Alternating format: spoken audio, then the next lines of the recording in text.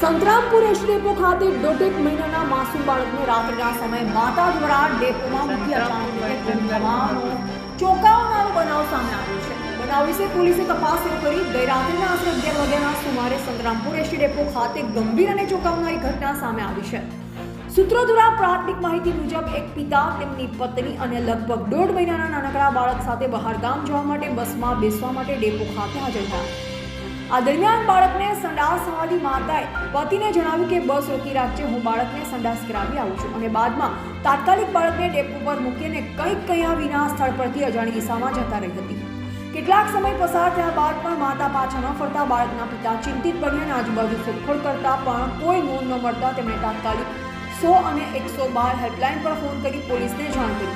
બનાવની ગંભીરતાને ધ્યાને લઈ સંતરામપુર પોલીસ ઘટના સ્થળે પહોંચીને બાળકી તથા પિતા સાથે પ્રાથમિક પૂછપરછ કરી પોલીસે બંનેને સાથે રાખી વધુ તપાસ માટે સંતરામપુર પોલીસ મથક ખાતે લઈ જવાયા છે। આ ઘટના અંગે સ્થાનિક મુસાફરોમાં પણ ચકચાર ફેલાઈ અને સંતરામપુર ડેપો ખાતે મોટી સંખ્યામાં લોકો એકત્રિત થયા। હાલ સંતરામપુર પોલીસે ઘટનાની ગંભીરતાને ધ્યાને રાખી તપાસ આરંભી છે, તેમજ સમગ્ર મામલે સત્ય શું છે તે જાણવા માટે તપાસ ચાલી રહી છે।